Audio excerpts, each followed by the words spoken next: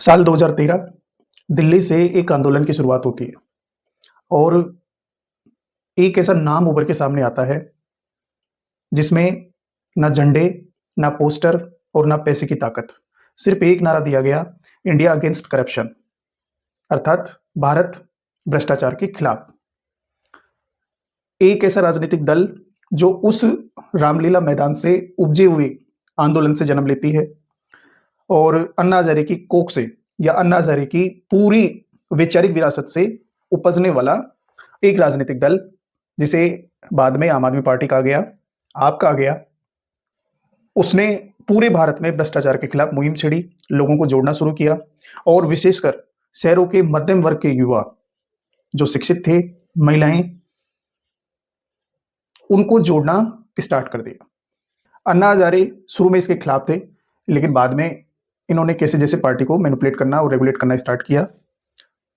इनका moral political background बहुत जबरदस्त था। इसमें आपके संयोजक अरविंद केजरीवाल के साथ कुमार विश्वास, योगेंद्र यादव, प्रशांत भूषण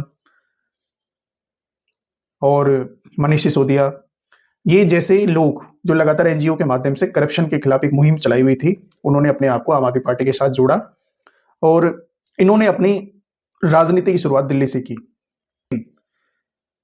हमारे वीडियो का आज शीर्षक है आपका पतन, द फॉल ऑफ आप। तो ये कैसे हुआ? पिछले 10-12 साल के अंदर ऐसा क्या हो गया कि आम आदमी पार्टी जो एक नई राजनीतिक ऊंचाइयां छू रही थी, लोगों को आसान्वित कर रही थी, लोगों का भरोसा जीत रही थी, फिर अचानक से इस पार्टी का स्टैंडर्ड इंडियन इलेक्टोरल सिस्टम के अंदर, या फिर आप कहोगे इलेक्टोरल पॉलिटिक्स के अंदर, ग्राफ इतना नीचे कैसे गिर गया? तो आइए देखेंगे। और खुद एक पार्टी जो सिस्टम बदलने के लिए आई थी, बाद में खुद सिस्टम का हिस्सा कैसे बन गई। पहला कारण यह था कि इसका मोरल ग्राउंड वो बहुत जबरदस्त था। इन्होंने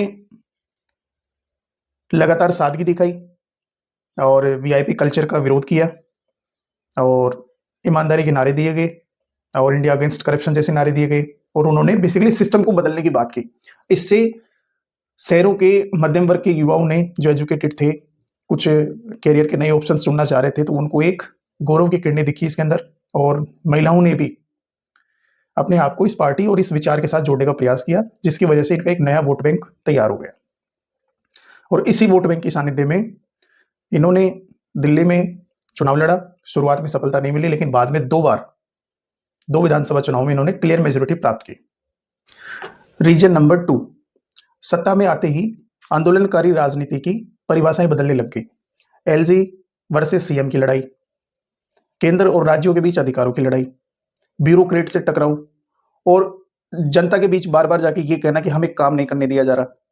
तो ऐसी बातें शुरू में जनता ने समझी, लेकिन बाद में बार बार यदि आप इन्हीं चीजों को दोहराओगे तो जनता फिर ऊब जाती है। तो जल्दी केजरीवाल का उदय और पार्टी का सिमटना, धीरे धीरे पूरे आम आदमी पार्टी के राष्ट्रीय पटल पर एक नाम उभर के आता है, अरविंद केजरीवाल। इससे आंतरिक लोकतंत्र पार्टी का मैनेज नहीं हो पाया और प्रशांत भूषण, योगेंद्र यादव जैसे लोग तानाशाही या फिर एक पार्टी के सभी फैसलों को इंप्लीमेंट करने के खिलाफ पार्टी को छोड़कर चले गए। इससे लोगों में आम आदमी पार्टी की पहचान सही तरीके से नहीं गई और जो डेमोक्रेटिक पार्टी अपने आप को कहती थी, वो basically one leader driven party हो गई। क्योंकि भले ही कानूनी फैसले बाकी हो, लेकिन राजनीति में धारणा ही सच्चाई बन जाती है और इस धारणा, इस परसेप्शन से आम आदमी पार्टी बाहर नहीं निकल पाई। पॉइंट नंबर 5, राष्ट्रीय विस्तार की जल्दीबाजी। आम आदमी पार्टी ने दिल्ली मॉडल को पूरे राष्ट्र के अंदर लागू करने का प्रयास किया।